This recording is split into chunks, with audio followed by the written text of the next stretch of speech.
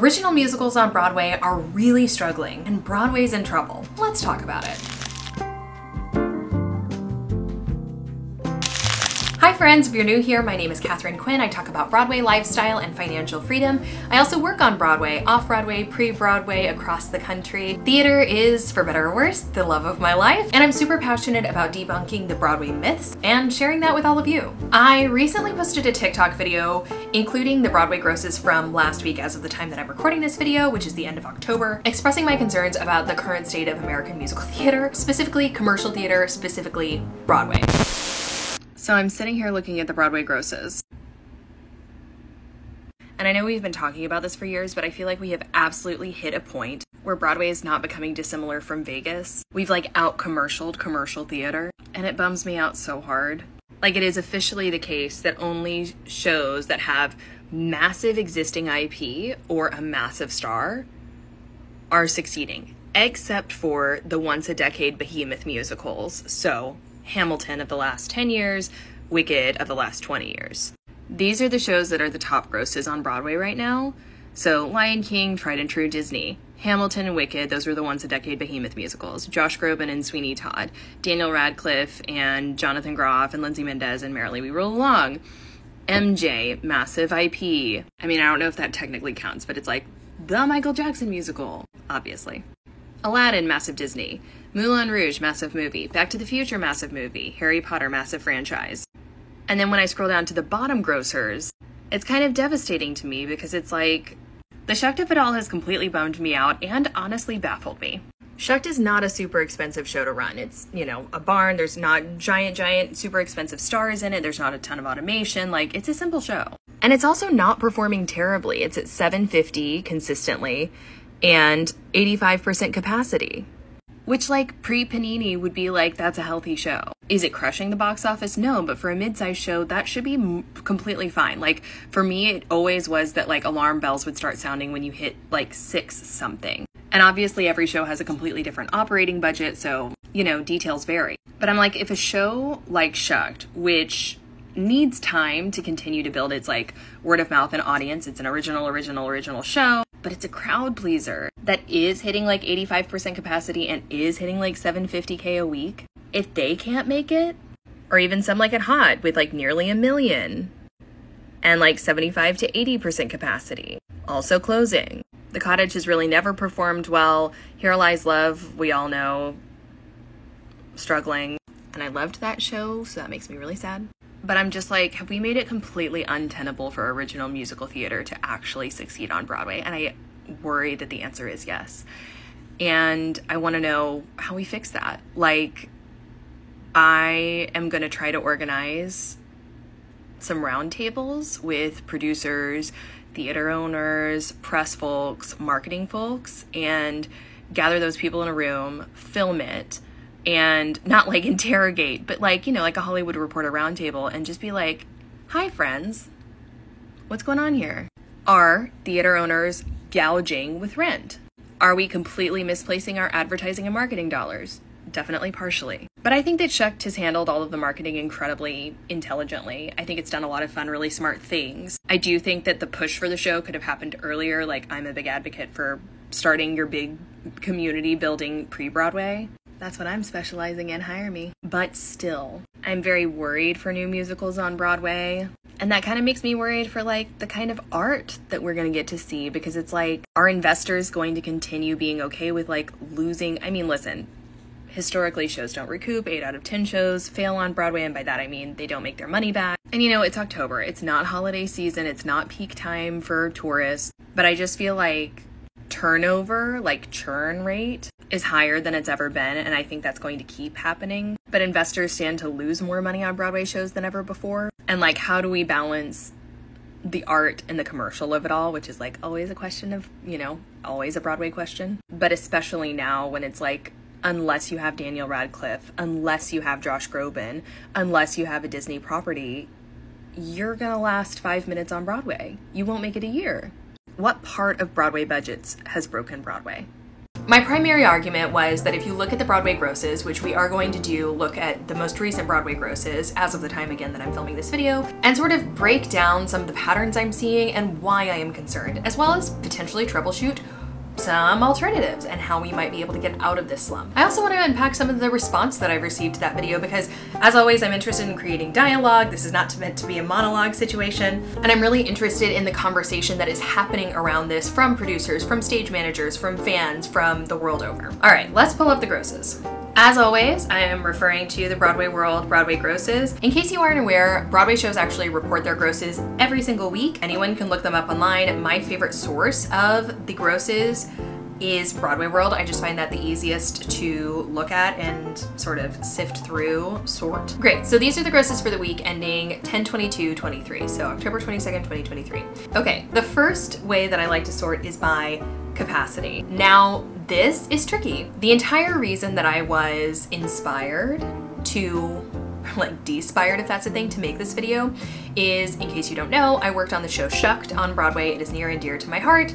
I think that it absolutely should have a place on Broadway. I think that it should become a Broadway staple. And here's the thing, I think the show is going to tour great and that it's going to license like hotcakes, like corn cakes.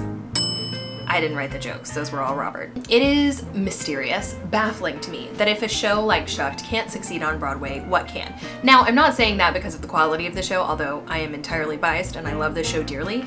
I'm saying that because I have been watching these grosses for years, and I've been, of course, watching Shuck's grosses steadily, and they're not bad.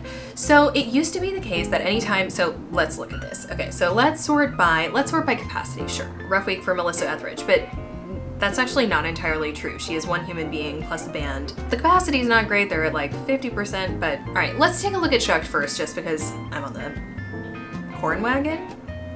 Hay bale? Hay wagon? Capacity this week, 87%. Attendance, 8,159 out of 9,368, and the grosses are at 771,000 for the week. Historically, it was always the case that when a show hit like 600,000, that's when alarm bells started sounding in my head. It is important to note that there is no magic number across the board for Broadway shows of like, oh, that show is in trouble. Broadway shows are commercial properties. It's not non-for-profit. We are not supported by the government, although there are some grants. They're commercial entities, under the assumption that each Broadway show is a company, which it is. Each company, each Broadway show is a different size, and in order to run that show each week, the budget is completely different. For instance, Gutenberg is going to be considerably cheaper than Here Lies Love. Here Lies Love has a massive cast. They underwent a ginormous $21 million renovation to the Broadway theater. By the time you're seeing this, it's probably closed. I'm really, really, really sad about this. I loved Here Lies Love, and I don't think they knew how to sell the show. I also think that it was just like gonna be incredibly challenging to recoup the costs of that massive renovation, but I so admire what they did and I loved it as a piece of theater. Let me sell your shows. I do pre-Broadway and Broadway marketing, so hire me. Gutenberg, operating cost, way smaller than a Here Lies Love with a big ensemble, employing a lot more people, etc., etc., plus the renovation. Shucked. Shucked takes place in a stationary barn. There's really there's like, in terms of set, there is just like, the barn is gorgeous, but the show, it runs in manual. I love that. There aren't giant stars. Alex Newell is the biggest name in the show. Izzy McCullough, listen, as far as musical theater fans go, we've got big stars. Now, as far as like the general public goes, Alex Newell is about the biggest name we have, but that's still not like Josh Groban, who have heard rumors of multiple six figures a week. So like, different story. I have seen a breakdown of the budget of Shucked, and I'm not gonna talk about that here because I haven't signed any NDAs for that or anything, but it's an old budget, etc., etc. But I just can't make sense of the fact, like, it is really frightening to me what it telegraphs that at $771,000 a week, an 87% capacity, Shucked is closing January 14th. Now, the reason why you saw that lovely point of view that I just gave you on closing is that language has not been used by Shucked itself. Rumors circulate, Shucked is trying to find another theater, be it on Broadway, off Broadway, reopen in the spring somewhere else. Who knows? Now, we do know that Shucked is going to the West End next year. We also know that a tour is coming next year. But as far as any other New York run, we aren't sure. There's tons and tons of rumors. Of course, people are like, is it going to New World Stages? Which could be a good venue for it. Titanic is currently at the Daryl Roth. Could it go somewhere like that? Who knows? But I'm just baffled that a show that is mid-size and doesn't seem that expensive to run can't stay on Broadway. Now, why is Shucked leaving? I have it on good authority that they weren't officially kicked out. Perhaps they were kindly asked to leave. Now, I have not, the only reason I actually feel remotely comfortable talking about this is because I have not had any one-on-one conversations with the powers that be, and so I'm not, you know, divulging any company secrets because your guess is as good, oh, my guess is solid, but your guess is as good as mine as to what actually happened here. Essentially, rumor has it Tommy is going into the Nederlander, the revival that just happened at the Goodman Theater. That is a poorly kept secret. Maybe by the time this video has come out, it's already been announced, who knows. Anyway, presumably the Nederlanders think Tommy will make more money than Shucked did, and they want that in their theater. I hear incredible things about that production. I kind of would be shocked if it makes a lot more money than Shucked, and certainly not for a long period of time. Could be proven wrong, I don't know. If I had a crystal ball, I'd walk real different. However, this to me feels like a beacon of kind of despair in terms of original musical theater. All right, let's scroll all the way to the top. Hamilton. We have our once-in-a-generation musical that is a completely original idea. Now, here is the thing. Before was like, we have to rely on giant movie names and big IP, etc. I mentioned Wicked and Hamilton as exceptions as the like once-a-decade, once-in-a-generation musicals that break through this stereotype. I am aware that Alexander Hamilton was an actual human being, that it is based on a book. I am well aware of The Wizard of Oz. However, I don't think the premise alone of The Wizard of Oz, like twisted, like Bad Cinderella didn't work. I'm talking like Mean Girls as an entity is enough of a cult classic musical and like box office hit in cinemas 20 years ago that has enough pull. A spin on The Wizard of Oz, like, they're different. It's different. And like a musical about the founding fathers, like, we did 1776. This was the next big one, and yeah. Hamilton, crushing it. $1.8 million. Merrily We Roll Along with Daniel Radcliffe, Jonathan Groff, and Lindsay Mendez, ginormous stars, selling a gajillion dollars. Thank God I already have my tickets. Also, can we talk about the fact that the top ticket price for Merrily We Roll Along, are you ready for this? You are not ready for this. The top ticket price, $500. LOL, this is Katharine of the future, here to say that the Cabaret Revival tickets are almost $800. So former Katharine can take a seat. But like, are you kidding me? $800 on a single ticket?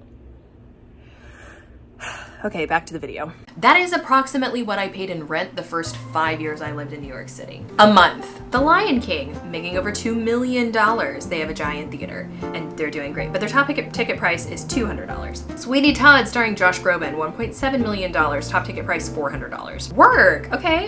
In terms of capacity, Zsa Zsa's African hair braiding, hair salon? Hair braiding. I am embarrassed. I haven't seen it yet. I hear great things. Super solid capacity. That's thrilling. Moulin Rouge, living its best life.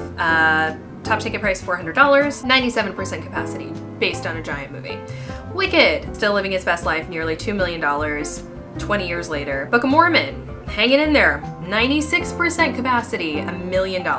Okay, that's another exception to the rule. That's like, you know, the once-a-decade musical. Hadestown. Hadestown's got some alarm bells. While capacity is solid at 95%, they're grossing less than Shucked. They're currently grossing $680,000, and Reeve Carney is about to leave. Top grossers: The Lion King, giant movie. Hamilton, once in a generation. Wicked, once a decade. Sweeney Todd, Josh Groban. Merrily We Roll Along, Daniel Radcliffe. MJ the Musical, based on Michael Jackson. Aladdin, based on a Disney movie. Moulin Rouge, a giant film. Back to the Future, a giant film. Harry Potter and Juliet, a jukebox musical. A Beautiful Noise, the Neil Diamond musical. Book of Mormon. Okay, now we're into the like $1 million and less club. Honestly, work Book of Mormon. Who knew that it would 12 years later just still be door to door? God loves Mormons and he wants some more. Work. You scroll to the bottom. Harmony is brand new as far as filming of this video, and it's the Barry Manilow musical. I mean, it's not about Barry Manilow. It'll be interesting to see. I'm curious how it's gonna fare. Top ticket price at $300. Shark is broken. How?